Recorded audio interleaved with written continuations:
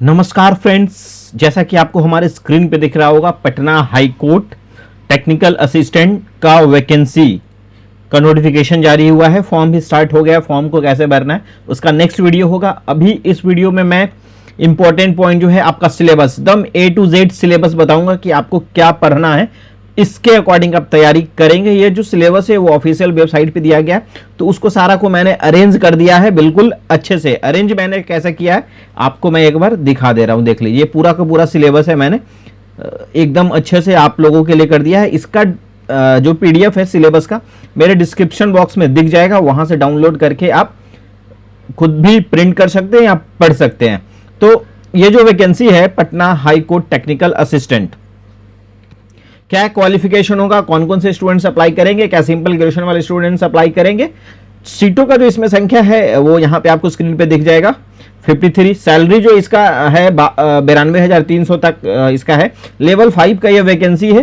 Qualification जो है स्पष्ट रूप से आपको पता चल जाएगा कि कौन कौन से स्टूडेंट्स अप्लाई कर सकते हैं। BCA, ITI में भी कौन से ट्रेड वाले अप्लाई कर सकते हैं। डिप्लोमा अगर है तो डिप्लोमा में कौन से ट्रेड वाले अप्लाई कर सकते हैं। पूरा डिटेल्स आपको अच्छे से इस वीडियो में पता चल जाएगा। तो वीडियो को शुरू करते हैं। देखिए, सबसे पहले मैं बता दूं, इसका क्वालिफिकेशन से स्टार्ट करूंगा।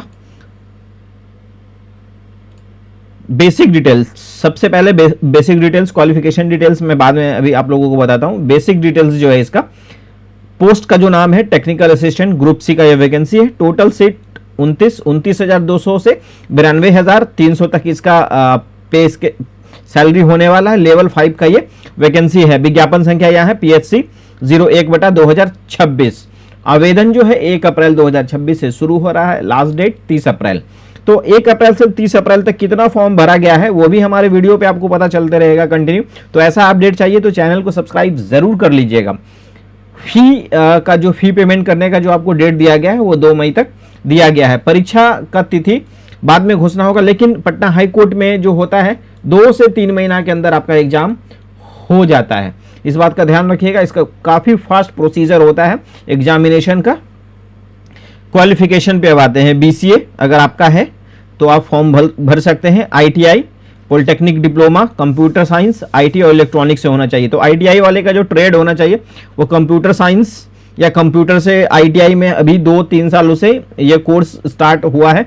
तो अगर आपका कंप्यूटर से रिलेटेड कोई ITI से कोर्स आपका है, ट्रेड है, तो आप इस फॉर्म को भर सकते हैं। लेकिन साथ ही साथ आपके पास 1 वर्ष का अनुभव होना अनिवार्य है इसमें। क्वालिफिकेशन का योग्यता और एक्सपीरियंस आपका 1/1/2026 तक हो जाना चाहिए कंप्लीट। इस बात का भी आपको ध्यान रखना होगा। एज लिमिट 1/1/2026 तक। UR EWS मेल का अधिकतम 37 वर्ष।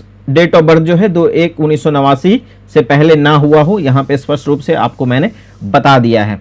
फीमेल कैंडिडेट का UR EWS female, BC EBC अधिकतम 40 वर्ष। डेट ऑफ बर्थ 2/1/1986 से पहले नहीं हुआ हो। SC ST मैक्सिमम 42 साल। एज 2/1/1984 से पहले नहीं हुआ हो।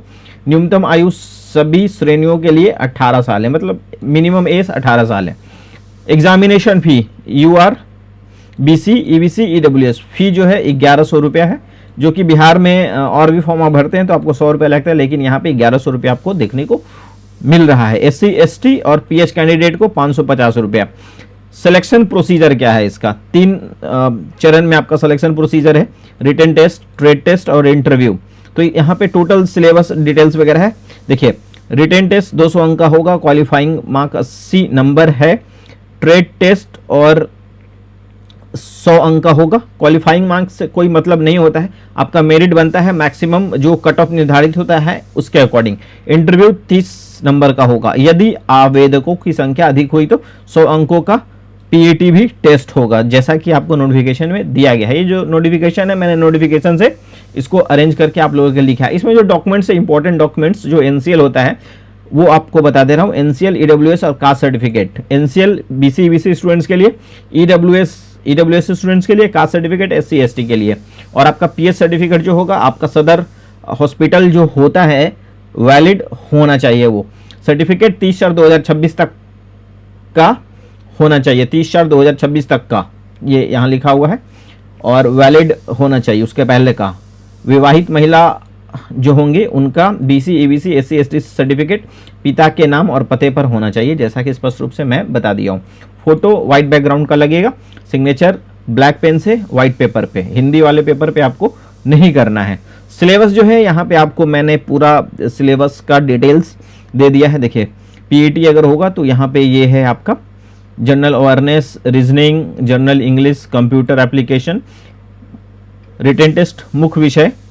देखिए कंप्यूटर से जो होगा programming fundamentals, data structure, web technology and visualisation, computer network, computing और organisation, RT check, hardware device and OS installation, database management system, DBMS, trade test. इस चरण में उम्मीदवारों के व्यवहारिक ज्ञान, प्रैक्टिकल नॉलेज का आकलन किया जाएगा। 40% अंक अनिवार्य है यहाँ पे। तो यहाँ पे देख लीजिए टोटल मैंने परीक्षा का योजना भी यहाँ पे आपको दर्शा दिया है। तो ये जो PDF है आपको हमारे डिस्क्रिप्शन बॉक्स में मिल जाएगा, वहाँ से डाउनलोड आप कर सकते हैं। मैंने जो डिटेल्स बताया शॉर्टकट में ही था, लेकिन जनरली जितना वैकेंसी में जानना चाहिए उतना मैंने बता दिया है। और फॉर्म कैसे भरेंगे, अगर आप चाहते हैं कि एक फॉर्म भर के भैया आप बता दीजिए, तो एक वीडियो आप कमेंट कर दीजिए, एक वीडियो में फॉर्म कैसे भरना है वो आप लोगों को बता दूंगा। और क्या क्या सावधानी बरतना है फॉर्म भरने में वो भी मैं उसी वीडियो में बता दूंगा, तो कमेंट करके ज़रूर बता दीजिएगा। और ऐसे ही अपडेट्स के लिए चैनल को लाइक, सब्सक्राइब, शेयर करना नहीं भूलिएगा। Thank you, good luck.